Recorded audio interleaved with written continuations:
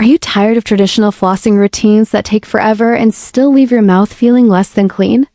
The Miracle Smile Magic Flosser claims to change the game entirely by delivering a complete mouth clean in just 10 seconds.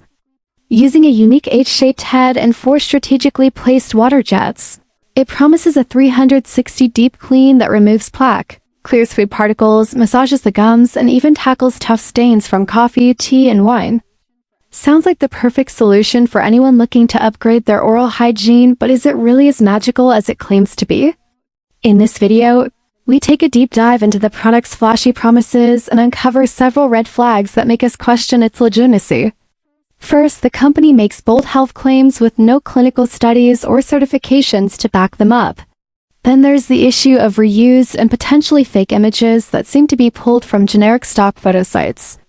Even more alarming is the misleading use of a real doctor's photo on the site, giving the impression of professional endorsement when there's no proof of any such support.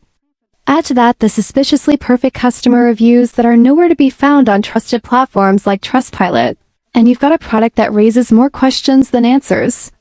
While it's not fair to call it a scam outright, there's definitely a lack of credibility and transparency that should make potential buyers think twice before spending their money.